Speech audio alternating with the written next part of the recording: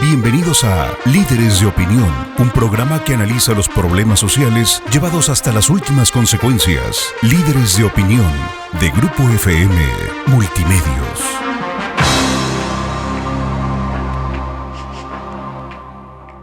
Hola, ¿qué tal? Buenos días. Bienvenidos a su programa Líderes de Opinión. Soy su servidor Francisco Ávila Camberos, conduciendo este programa y comentándoles que tenemos un invitado especial en esta mañana. Me estoy refiriendo al doctor Luis Linares Romero. Con él vamos a platicar sobre diversos temas. Él es rector de la Universidad Anáhuac de Jalapa, es doctor en pedagogía por la UPAEP, tiene una licenciatura en filosofía por la Universidad Gregoriana de Roma y es además licenciado en educación por parte de la UPAEP. Para empezar, le agradecemos mucho que haya aceptado venir a platicar con nosotros, con ustedes, en este su programa Líderes de Opinión, y le damos la bienvenida. Doctor, muchas gracias. Es un gusto también para mí estar muchas con gracias ustedes. por haberte animado a venir aquí desde Jalapa a platicar con nuestros radioyentes. Con mucho gusto. Pues doctor, queríamos hablar contigo porque pues uno de los problemas de este país, de nuestra patria, de nuestro México, es la educación. Tenemos una educación de muy baja calidad, donde a diferencia de la educación que se recibía hace algunos decenios, pues simplemente no tiene los valores o no inculca los valores que antes, como complemento de la educación en casa, se inculcaban en las escuelas: el respeto a los demás, el civismo, el tener un comportamiento educado en la sociedad, en fin, una serie de valores que nos inculcaban y que eran complemento, como lo dije antes, de los valores que recibíamos en la casa. El problema es que ahora los padres están muy ocupados, no hay tiempo de educar a los hijos, normalmente los dos trabajan y los hijos crecen en muchos hogares al amparo o bajo el cuidado, por llamarle de alguna manera, de la televisión. Y por otro lado, pues las escuelas han olvidado, en los programas educativos que tienen, han olvidado el inculcar esos valores, a tal grado de que durante algunos años la materia de civismo desapareció. La idea era platicar contigo para ver qué opinabas sobre el tema y cómo está la universidad que diriges como rector, tratando de volver al origen y volver a tener una formación integral, es decir, no solamente a los alumnos darles información técnica, conocimientos, sino también valores. Y eso es muy importante porque estamos de esa forma contribuyendo a tener una sociedad con un poco más de equilibrio. ¿Cómo lo están haciendo? Muy bien, muchas gracias, Francisco. Yo todavía añadiría más allá el problema, porque no solamente es formar en los valores, sino incluso ponernos de acuerdo cuáles son los valores. Eso es importante. Esto es porque hay antivalores que se ahora, confunden con valores. Decir, y para algunos son valores, ¿no? Entonces, sí. El gran problema lo podría yo resumir en... Hay un gran relativismo en el mundo de hoy, es decir, cada quien opina lo que quiere y de hecho la tendencia hoy es que con que opines, o sea, la famosa doxa griega ahora es la norma, es la verdad. Lo que yo opine, esa es la verdad. Cuando antes, justo como tú decías, estamos basados en el episteme griego, que significaba el valor de la verdad al que se llega por la razón con certeza, y para lo cual hay que hacer una profundización sobre cada tema, sobre cada cosa, y llegar entonces a poder decir esto es un valor para el hombre, ¿no? Y incluso el valor no se fincaba en lo que opinaban las personas, ni siquiera en lo que podría uno razonar, sino el valor ya venía dado por alguien más que no somos nosotros mismos. Porque justo el problema de hoy se fundamenta en que cada quien opina lo que quiere, porque pues al final todos somos hombres, todos somos personas y cada quien puede opinar lo que quiere, ¿no? Alrededor del 1900, un filósofo llamado Friedrich Nietzsche, justo dice: todo tipo de afirmación por encima del hombre ha muerto. O sea, si cada quien puede opinar lo que quiera. Y esa es un poco la influencia filosófica que trae el mundo de hoy. Por eso es tan difícil incluso ponernos de acuerdo en cuáles son los valores. Y ya después, si no sé cuáles son los valores, entonces ¿a qué voy a educar si tampoco no hay en qué fincar un concepto de educación? Es como hacer un edificio sin cimiento. Exactamente. Se cae. Entonces, yo creo que para atacar este problema de fondo, pues tenemos que poner cimientos. Y los cimientos empiezan por ponernos de acuerdo o por pensar si efectivamente los hombres definimos todo, ¿no? Y yo creo que ahí hay una cosa en la que podemos pensar, si realmente los hombres definimos todo. Finalmente venimos a esta vida, nacimos hace un tiempo, moriremos en poco tiempo, pronto seremos historia. Y realmente yo no definí gran cosa, es decir, yo no dije cuando vine al mundo en qué familia quería nacer, yo no dije que hubiera montañas. Ni en qué país. Ni en qué país, ni que hubiera... y pronto dejaré de opinar y pasaré a un lado que no sé. Entonces yo creo que valdría la pena darnos cuenta o pensar un poco qué es lo que provoca que yo esté aquí, y si eso que lo que provoca yo esté aquí tiene un sentido como para que pueda hablar de valor, ¿sí? Es decir, si el hombre no se creó a sí mismo, entonces ¿quién lo creó?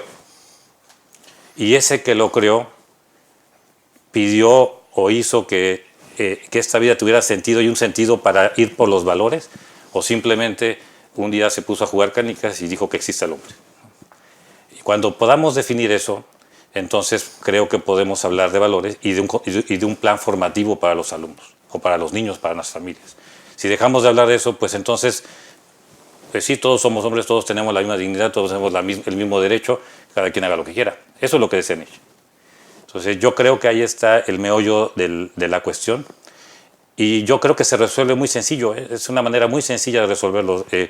Es tan fácil como decir si una piedra, por sus propias circunstancias, por su propia esencia, se puede convertir en gato cuando ella le dé la gana. Y en realidad, pues creo que el sentido común, o simplemente lo que conocemos, nos daremos cuenta que eso es imposible. O sea, una piedra por ella misma nunca se convertirá en gato, ¿sí? Y entonces explicar, bueno, y entonces, ¿qué es lo que hizo el mundo? ¿Qué hizo la vida? ¿Quién hizo la vida? Yo soy un humano que soy más que una piedra y más que un gato, pero tampoco soy más que un humano. ¿Y quién decidió que yo, con mis circunstancias, con mis cualidades, con mi inteligencia, estuviera hoy aquí pensando y platicando contigo? Si yo puedo afirmar que una piedra por sí misma no se puede hacer gato, puedo afirmar también que yo que no me hice a mí mismo y que tampoco puedo decidir ser algo diferente de lo que soy. Para poder explicarme tiene que haber un ser arriba de mí que diga: yo te hice con inteligencia, te hice con libertad, te hice con voluntad, te hice con la capacidad de amar, te hice, y solamente si acepto la existencia de ese ser, puedo explicarme a mí mismo, si no, no me puedo explicar. Si no se puede uno explicar qué estamos haciendo, a lo mejor caemos en un ambiente de vacío. Exactamente. Es decir, la vida sería un sinsentido. Nada más aparezco, vivo y me muero. Pero ese sentido de la vida no lo pude haber puesto yo, porque yo no decidí existir, ¿no? Claro que alguno me dirá: es que mi papá y mi mamá fueron los que decidieron. Pero bueno, ¿y quién hizo a tu papá y a tu mamá? ¿Y quién hizo a tus abuelos y a tus bisabuelos y a tus tatarabuelos? Y váyanse hasta una cadena. Si no llegó un momento en la que alguien diferente de mí decida que yo exista, me iría al infinito. Y eso sería lo mismo que vivir sin explicación, y yo estoy aquí, y yo sí tengo explicación. Entonces, debo aceptar, para poder hablar de valores trascendentes, valores que no se muevan y que no estén al contentillo de cualquier hombre, debo aceptar lo que en filosofía llamamos el ser supremo, la existencia del ser supremo que decide que el hombre exista hoy y que estemos aquí. Es inexplicable. Hoy se dice que venimos del Big Bang, pero el Big Bang es una explosión mineral, es como piedras que explotaron. ¿Y quién hizo la explosión? ¿Y quién hizo el espacio donde estaban las piedras? Exactamente. O sea, cómo de la piedra surgió libertad, porque surgió razón, cómo del caos surgió orden. Justo ese es el problema. Pero si uno acepta esto y lo entiende, entonces puede empezar a hablar de valores, porque ya no es el valor que me da la gana, sino el valor que instituyó aquel que hizo el género humano, ¿no? Entonces, eso es, claro que es un tema difícil incluso de tratar en el mundo de hoy, porque los hombres nos hemos como endiosado y queremos decir que sí y que no, y el que dice por allá le creemos y no, pero en realidad no hay más. digamos que filosóficamente hablando, la existencia de Dios es tan probable como mi propia existencia. Y si yo estoy aquí y acepto que estoy aquí hablando contigo, Dios existe. O el Ser Supremo, como le quieran llamar en filosofía y demás. Y entonces, si Él existe, pues Él hizo un designio para el hombre, para lo cual algunas cosas que hace lo dignifican, lo perfeccionan, y algunas otras lo designifican y no lo perfeccionan. Cuando yo encuentro esto y veo qué cosas que el hombre hace lo dignifican, lo encontraron incluso los filósofos griegos, Platón, Sócrates, el padre de la ética, lo encontraron ellos racionalmente, ni siquiera sabe conocer algún Dios en específico, simplemente sabían que había una trascendencia y que Él había tenido un designio sobre el hombre. Entonces sí puedo saber qué cosas verdaderamente perfeccionan al hombre y entonces hasta ahí puedo empezar a hablar de educación. Eso sería como poner el cimiento a partir del cual se construye lo demás. Exactamente. Sí, porque hoy la gran problemática precisamente provocada un poco por el relativismo es que no sabemos ni qué es educar, ¿no? La educación depende del concepto de hombre que yo tenga, ¿no? Si el hombre no tiene trascendencia, el hombre además está aquí como un azar, pues ni siquiera tiene sentido educar. O sea, ¿a dónde lo conduzco? Para donde él quiera. ¿Sí? Pero si hay un porqué del hombre, un sentido que le dio aquel que dispuso que el hombre estuviera aquí, entonces sí, vamos a educarse en ese sentido. Si hay cosas que efectivamente lo perfeccionan y hay cosas que no. Y de esas cosas pues dependen de ese ser que nos creó, ¿no?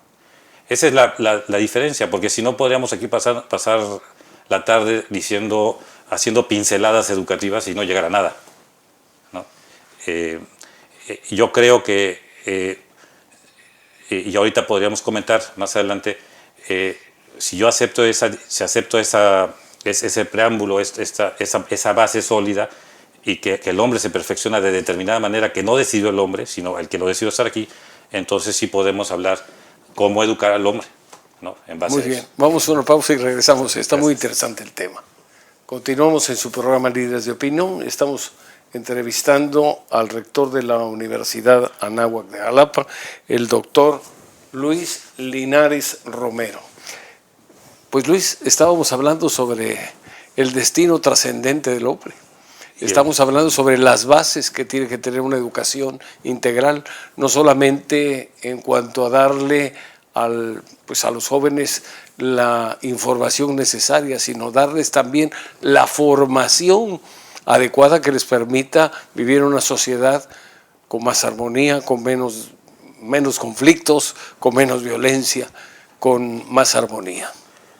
Así es, pusimos esa base de decir, no puede ser relativo el concepto de qué perfecciona al hombre y qué no lo perfecciona.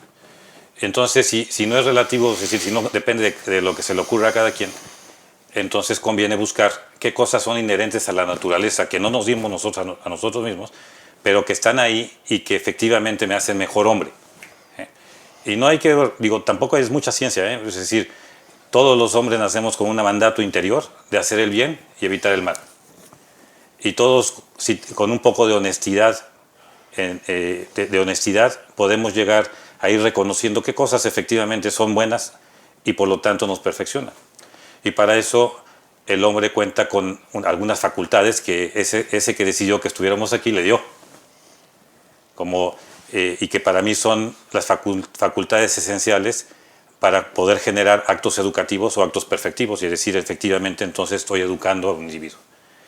¿Cuáles son esas facultades? Bueno, primero podría decir, hoy se habla de muchas formas de educar, ¿no? Por ejemplo, la educación militar va mucho a formar una voluntad muy férrea.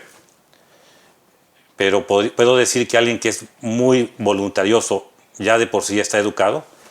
Yo diría que no precisamente, porque yo puedo tener una super voluntad, pero para hacer algo malo. Puedo tener una gran voluntad para fastidiar a alguien, ¿no? Para llegar y hasta acabar con su vida, ¿no? Entonces, no precisamente tener una buena voluntad me hace educar. Hoy por hoy también hay unas pedagogías que hablan o que dicen que educar es dejar que el niño, el hombre, la persona, vaya haciendo libremente lo que él quiera. Pero justo lo está pasando hoy, que los jóvenes han caído en una especie de voluntarismo, de irresponsabilidad en lo que hacen, porque tampoco tienen sentido ni tienen guía. Entonces tampoco es hacer lo que uno le dé la gana. Es más, incluso cuando yo hago, precisamente porque el concepto de libertad está mal entendido como un concepto de libertinaje, porque cuando yo hago un acto que puedo elegir, me autodetermino como bueno o como malo. No nada más basta con hacerlo y ya está. Entonces, el decir que cada quien haga lo que quiera va a educar a una persona, pues no, tampoco es por ahí. De hecho, hay mucha gente que hace lo que quiere y ha fracasado en su vida, y entonces uno se pregunta, ¿y realmente estuvo educado? ¿Cuál es el camino correcto? Hay un tercer elemento, que es un elemento que me dice que es racional o que es intelectual, y que me dice qué es lo que te perfecciona y qué es lo que no te perfecciona. Y ahí es donde viene el problema del relativismo, y ahí es donde podemos resolverlo si aceptamos que nosotros no nos hicimos a nosotros mismos, ¿no? Entonces yo creo que ¿qué es lo que hace que una persona esté educada? Es cuando se puede formar en estos tres aspectos esenciales. Primero, que conozca en su conciencia y en su inteligencia cosas que efectivamente le perfeccionen, valores. Ahora sí podemos hablar del tema de los valores. Valores que no precisamente él dispuso, sino que alguien, el Ser Supremo, dispuso para él, ¿sí? Que los conozca, que tenga acceso a ellos, que a eso se puede llegar razonando, se puede llegar a través de una conciencia recta. La conciencia recta es una facultad extraordinaria que tiene el hombre, que no le pertenece a sí mismo, es una facultad por la cual, si yo la tengo bien formada, puedo distinguir lo que debo de hacer, aunque no me explique por qué. Simplemente lo sé, simplemente lo sé. ¿O lo intuyes? O lo intuyo. De hecho, por eso el relativismo absoluto ni siquiera existe, porque los grandes pensadores relativistas que dicen que cada quien haga lo que quiera, al final, pues todos estamos en una sociedad y las sociedades se conforman de manera similar. ¿Por qué? Porque ese mandato ya está dentro del hombre, está en la conciencia del hombre. Dentro del ADN. Exactamente. Entonces, yo puedo querer entonces matar a alguien, pues sí, pero me van a meter a la cárcel. ¿Por qué? Entonces no era tan libre como yo pensaba, ¿no? Porque es que está en el a ADN lo mejor de aquí la hay que persona. aclarar que tiene que haber libertad con responsabilidad. Dice por ahí algún filósofo que las libertades de una persona terminan cuando afectan las libertades de terceros. Yo creo que podríamos empezar, o de uno mismo. O de uno mismo, porque yo puedo considerar un acto libre, no sé, pues el robar, ¿no? Yo soy libre porque soy libre, voy a robarle a todo el mundo. No, afecto a terceros, pero también me afecto a mí mismo, sí, porque ese acto me autodetermina como algo que objetivamente está mal, y ha estado mal desde que inició el hombre. Seguramente los primeros hombres en la edad de piedra, pues si alguien le quitaba su piedra, pues se enojaba el otro porque era mi piedra, ¿no? Y eso ya lo traía en sí mismo. Y hoy es lo mismo, ¿no? Nada más que hay que aceptarlo, porque cuando no lo acepto, entonces se vuelve necedad.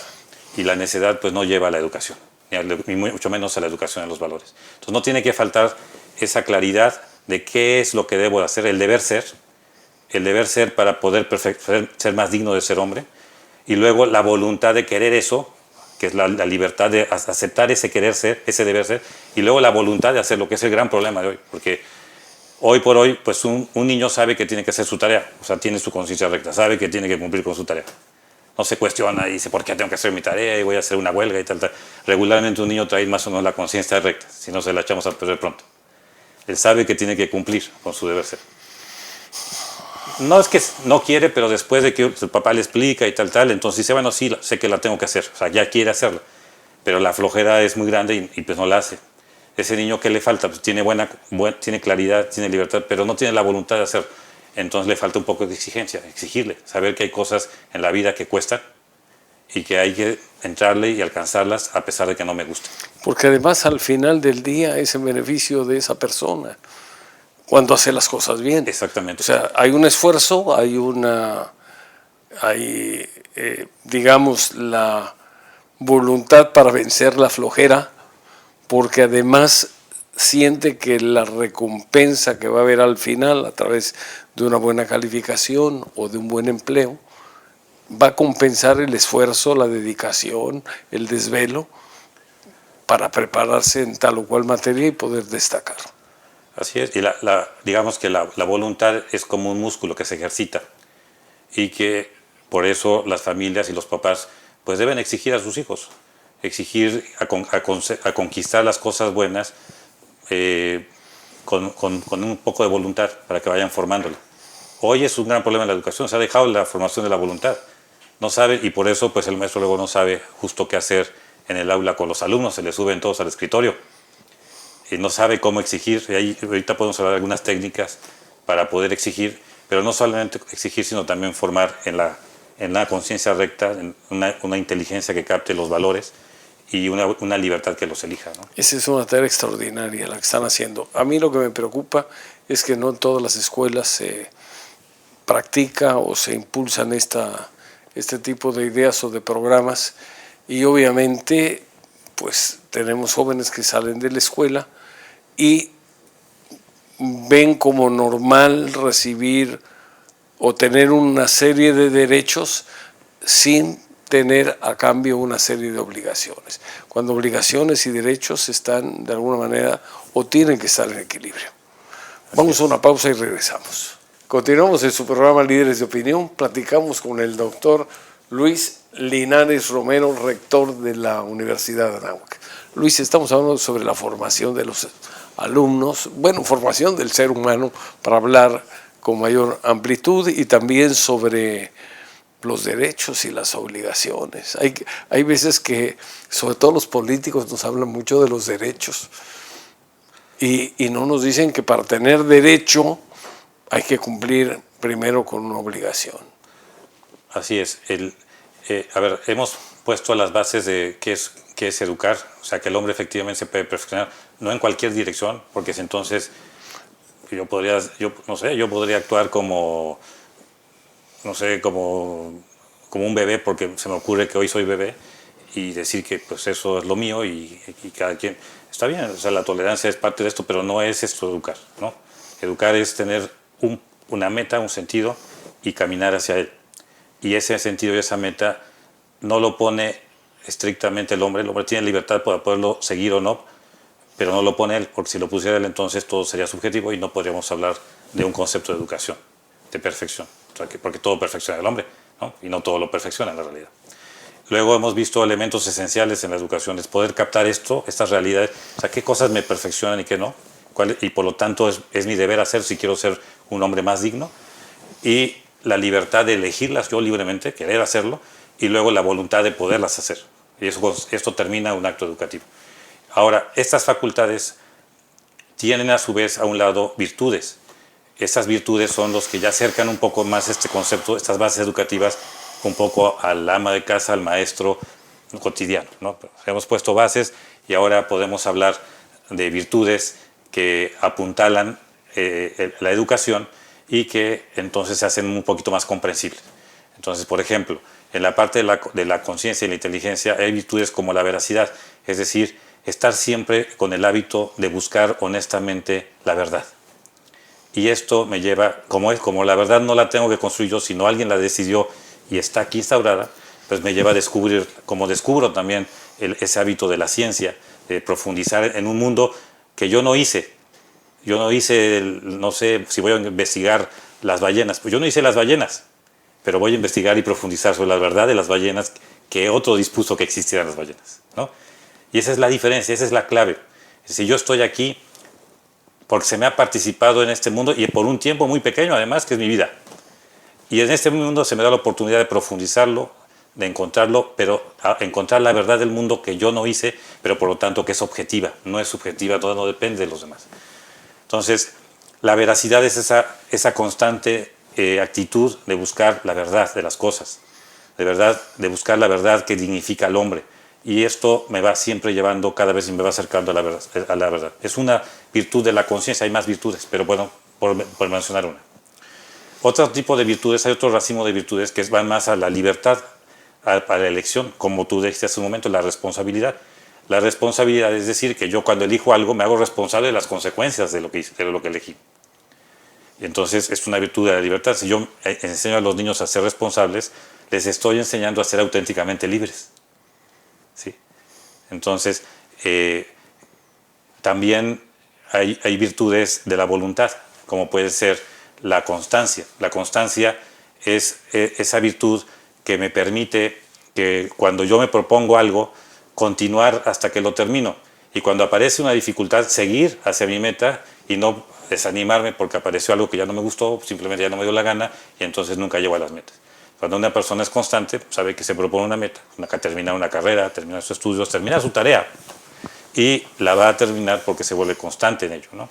Entonces, ¿cómo puedo hablar de una persona educada? Cuando tiene al menos una virtud de cualquiera de estos tres grupos, pero todas al mismo tiempo. Es decir, cuando conoce la verdad, cuando quiere responsablemente seguirla y cuando tiene la voluntad de hacerlo y de conquistar esa meta que le perfecciona. Como un ejemplo, terminar una carrera. O sea, es bueno, sí, es bueno para mí terminar una carrera, es mi vocación, para eso nací, creo que nací para ser un ingeniero, para ser un artista, pero todavía no eres un artista. Ya lo elegí mi carrera, tal, ahora vas a tener la voluntad de terminarla. Porque en el camino pueden aparecer muchas cosas, de hecho les pasa a muchos jóvenes que van incluso a estudiar fuera con la mejor de las ilusiones de regresar como un ingeniero y regresan con un vicio terrible, con alcoholismo, drogadicción. ¿Por qué? Pues porque otras cosas se interpusieron en el camino que no lo dignificaban y pues regresó con un fracaso. Entonces, pero si yo tengo esto muy claro, entonces podríamos hablar de la intervención, es decir, los educadores, los formadores, cómo lograr esto en los jóvenes. ¿Sí? Cómo lograr jóvenes que tengan una conciencia recta, cómo lograr jóvenes que tengan claridad qué cosas son valores y por lo tanto hay que buscarlos y alcanzarlos con perseverancia y tal, que tengan la libertad de elegirlos, porque el hombre efectivamente es libre, los puede elegir, ¿sí? Y puede elegir no serlos, o sea, puede elegir todo lo contrario, por eso existe el bien y el mal en el mundo, ¿no? Y la voluntad sobre todo de conquistarlos. Hoy uno de los grandes problemas de los padres de familia con respecto a la educación de sus hijos es que dejamos a un lado la voluntad, por algunos excesos, desde luego, porque antes se educaba muy en la voluntad sin razón, por ejemplo, ¿no? Ese era el problema, o sea, que arreglazos, no sé, insultando, pues sí, a lo mejor formo la voluntad, pero no ilumino la inteligencia y la libertad y la conciencia. Entonces, lo que provoco es que pues hay un gran desazón de formar en la voluntad por exageraciones que se han generalizado. Entonces, no hay que generalizar, se puede formar en la voluntad, es necesario formar en la voluntad, pero por eso tiene que existir también mucha claridad de qué es un valor y cómo llegar a él. Y en esto prepararnos como padres, como educadores, como formadores, para poderlo lograr. Y de eso podemos seguir hablando, porque ya es interesante ver cómo lograr que un chico, un joven, se pueda formar y se pueda formar como un individuo que va a ser capaz de hacer el bien en la vida, incluso por encima y sobre todo por encima de sus propios intereses. Eso es sería lo noble del ser humano, llegar a ese nivel. Fíjate una de las cosas que más le dignifica. Claro. Pero eso se descubre con la inteligencia. Muy bien. Inteligencia y desde luego con una reflexión. Bueno, pues para eso tenemos la inteligencia, pues si la tenemos nada más para... De adorno, pues no nos sirve. Ver cosas vanas o superficiales o para opinar como hoy se dice, pues yo no he estudiado nada, no he profundizado nada, no quiero saber nada de nadie, pero yo digo que esto es así y es verdad. Vale, ok, pues si tú hiciste la vida y tú dijiste, está bien, pero a esas cosas hemos llegado hoy. Fíjate que hace un momento decías algo que me traía muchos recuerdos. Yo estudié en una primaria oficial y los maestros, me acuerdo algunos, el de quinto y el de sexto, tenía así en un escritorio unas varitas de todos colores y sabores, largas, más cortitas, delgadas, gruesas. Era la época en que se decía que la letra con sangre entra, y a lo mejor era un método muy cruel, porque no estaba basado en la motivación, sino estaba basado en la represión, vamos a llamarle de alguna forma, para usar una terminología que está muy en boga. Sin embargo, yo te podría decir que el 95% de los alumnos aprendía, y el 95% de los alumnos fuimos gente de bien. no había pues los vicios que hay ahora, y aunque hubo algunos que no terminaron, no continuaron estudiando, pero se acomodaron en talleres, se acomodaron en algún negocio donde pudieron tener un ingreso digno. Todo eso se forjó en la escuela, porque nos enseñaban a ser responsables, a ser puntuales, a ser cumplidos, a ser aseados. Pasaban revista y nos checaban, zapatos boleados, uñas limpias, cabello recortado, bien peinado.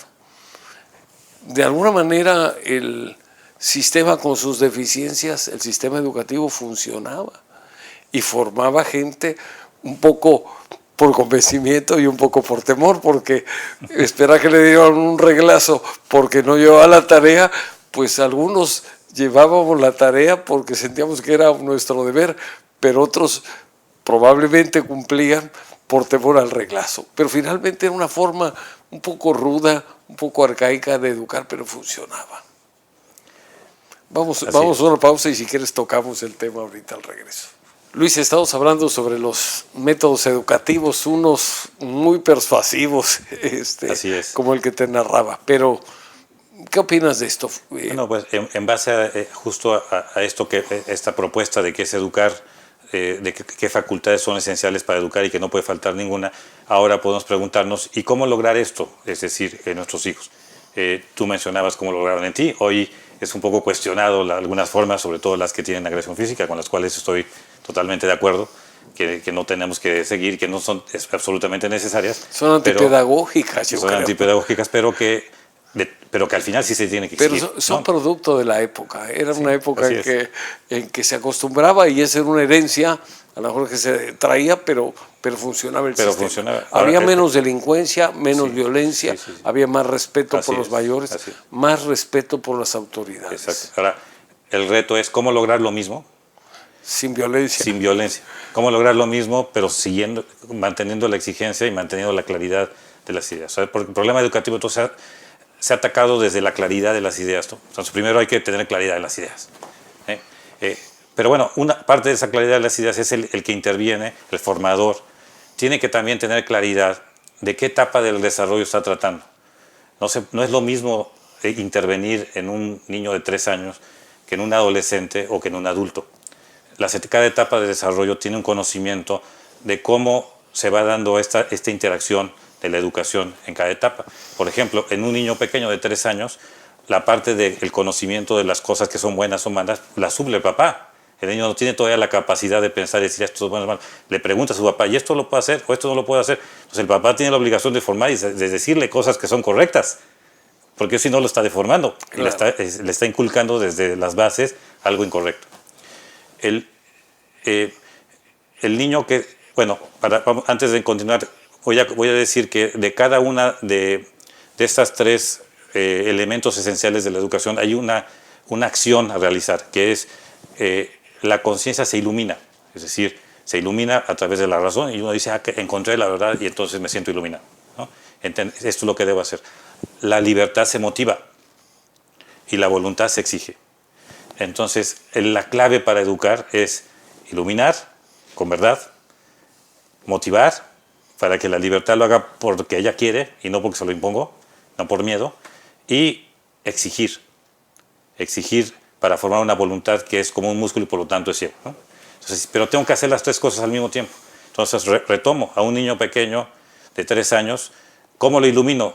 Pues prácticamente con lo que el papá tiene. O sea, el papá trata con amor de decirle lo que es mejor para él. Y además con ejemplo. Sí. Por ejemplo, el papá tiene un dulce y dice, se lo quiero dar. El niño quiere un dulce en la tienda y dice el papá, bueno, decide si se lo da o no se lo da, porque si es antes de comer, él decide, ¿no? Pero dice, bueno, yo lo decido. ¿Cómo lo motivo? El papá no ha dicho nada, el niño quiere un dulce y ya está haciendo un berrinche. Entonces, pues no está motivado. O sea, lo importante es que el niño sepa cómo conquistar eso que él quiere. ¿Y cómo forma su voluntad? No solamente hace un berrinche, sino hace un teatro impresionante, un drama, y el papá no sabe qué hacer. Dice, tráiganle y todos los dulces de la tienda para que se calle. Entonces, menos voluntad tiene, porque su voluntad va a ser voluntarista, es decir, voy a tener voluntad solamente para lo que me da la gana, para mis caprichos, ¿no?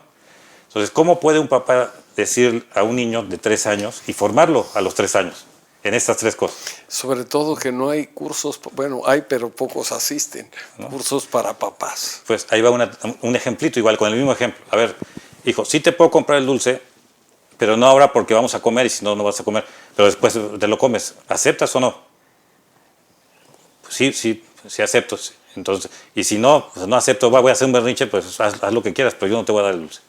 Lo peor que puedo hacer es darle el dulce, porque entonces ya no le pone tomó la ni medida, su voluntad, ni en su libertad, ni en su voluntad. Entonces, sí, pero en este momento, lo compramos ahorita y después te lo comes. Entonces ya lo estoy dando un deber ser, eso es lo que debe de ser, ¿sí? El niño hace un berrinche impresionante, pues entonces no pasa nada. No le tengo que pegar, no le tengo que insultar, Claro que como papá tenemos mucho respeto humano y qué van a decir los demás, porque digan misa, a mí me interesa a mi hijo, no a los demás, ¿no? El niño se da cuenta, porque no son tontos, se da cuenta que así no va a conquistar nada. Y entonces acepta el querer ese dulce con las condiciones que el papá puso. Y entonces se autoexige para decir, bueno, está bien, acepto. Y entonces yo motivo, muy bien, hijo. Eso habla muy bien de ti. Qué bueno, cuando termines lo vas a tener y me da mucho gusto. Es decir, lo motivo por haber hecho una elección correcta. ¿Se fijan? Es algo bien sencillo, pero están las 3 cosas a las cuales hemos dedicado un poquito de filosofía, pero están las 3 cosas esenciales del acto educativo. Ese niño se está formando en su voluntad, su libertad y en su conciencia.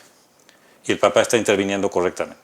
¿Qué podemos hacer para cambiar el sistema educativo que tenemos?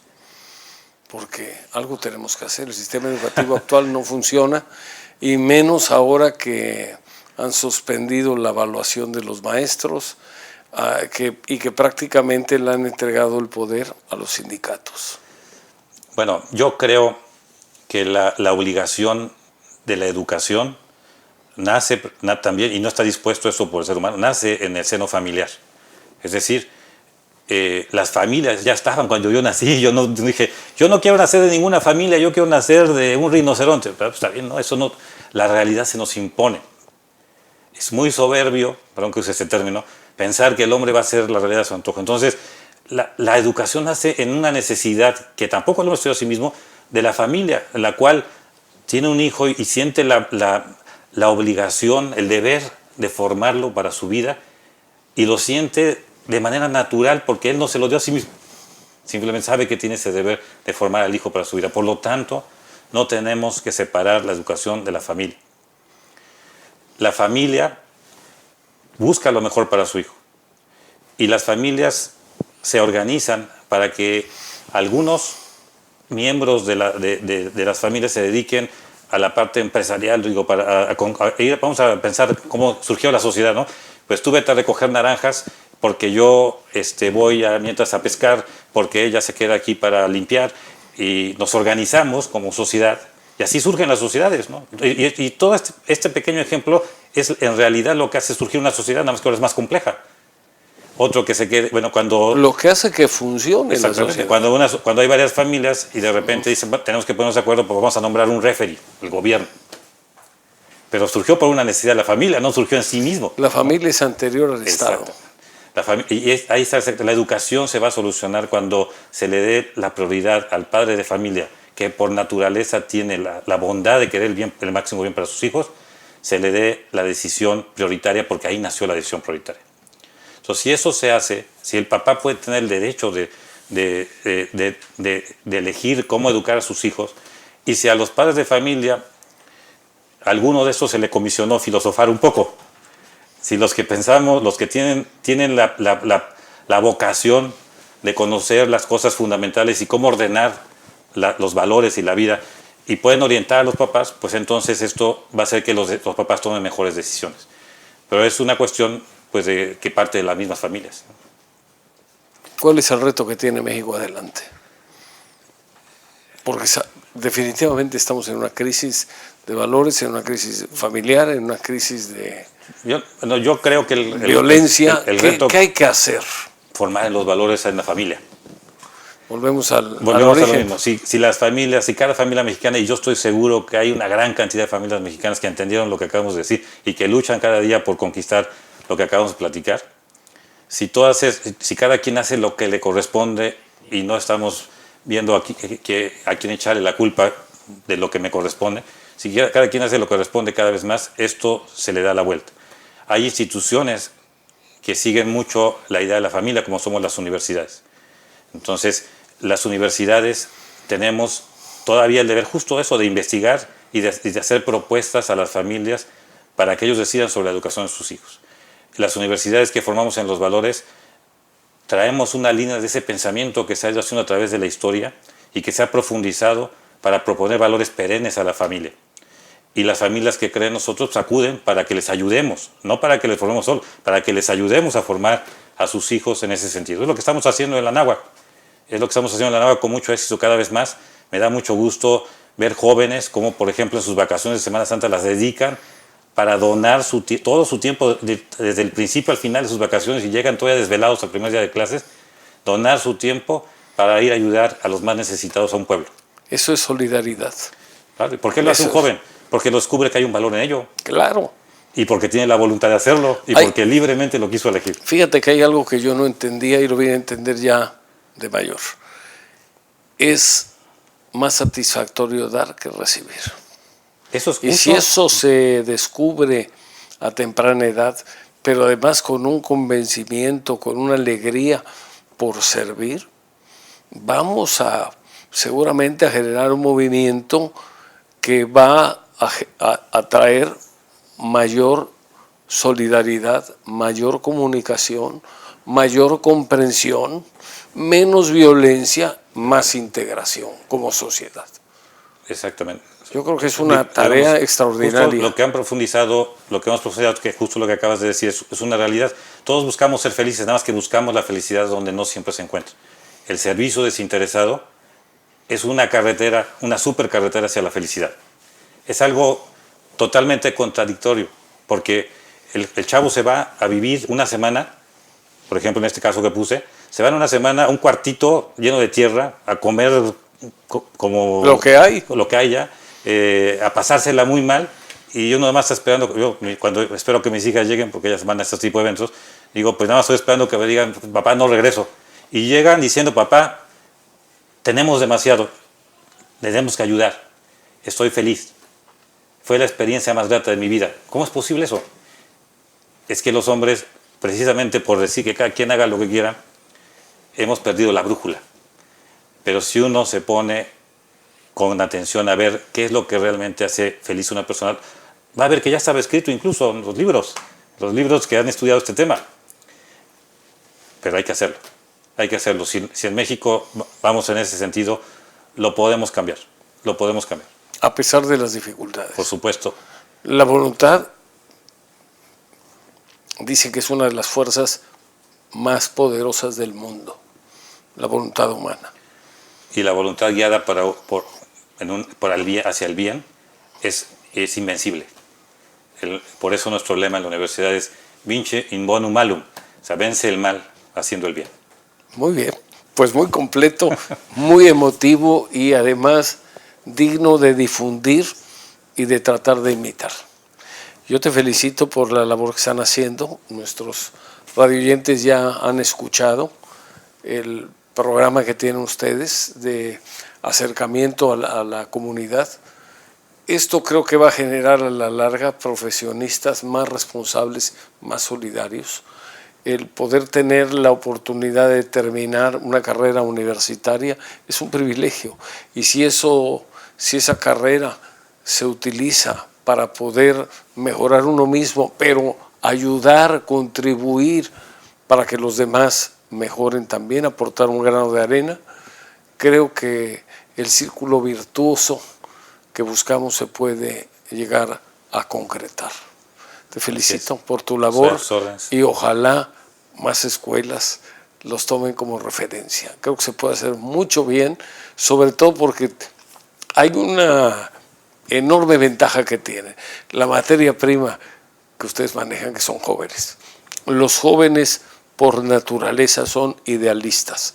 El único problema es que a veces no tienen buenos guías, pero habiendo buenos guías en casa y en la escuela donde están, creo que puede, como tú lo dijiste, transformarse al mundo y hacerlo más habitable, de mayor comprensión, con menor violencia, con menor delincuencia, que eso es lo que nos está causando zozobra, lo que nos está causando problemas. Muy bien. Así es. ¿Algo que quisieras agregar, Luis? Nada, estoy totalmente convencido de que si en poco tiempo nosotros ya no estaremos platicando aquí, habrá los que hoy son jóvenes platicando aquí y podemos preguntarnos, ¿y de qué van a estar hablando?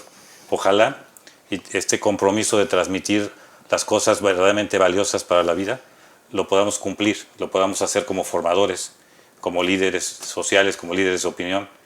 Y si eso hacemos, esa será nuestra principal corona. El problema es que la vida es realmente muy corta y sería tristísimo llegar al final de nuestros días con las manos vacías. Así es. Tristísimo. Así es. Todos buscamos ser felices. El llegar con las manos llenas es un signo inequívoco de que hemos encontrado el verdadero camino de la felicidad. Muy bien, pues buena conclusión. Gracias. Te agradezco muchísimo el que hayas venido acá. Un gusto. Sé que veniste pues prácticamente por carretera a No es nada. 100 kilómetros por venir a la entrevista. Te agradezco mucho, en verdad. Creo que ha sido muy interesante la plática. Yo espero que a nuestros radioyentes les haya agradado. Creo que son de esas pláticas formativas que animan a trabajar y a luchar por ser mejores. Y para que los frutos de esa mejoría no solamente se queden con nosotros, sino que sepamos compartirlos, para tener un mundo con más armonía. ¿Me parece? Me parece muy bien. Pues les agradecemos muchísimo el favor de su atención. Hacemos el compromiso de que Dios mediante la próxima semana tendremos otro invitado o invitada en su programa Líderes de Opinión. Tratamos a través del programa de contribuir a formar una conciencia social que nos haga participar más para construir una sociedad mejor. Muchas gracias, que tengan un excelente fin de semana y hasta pronto.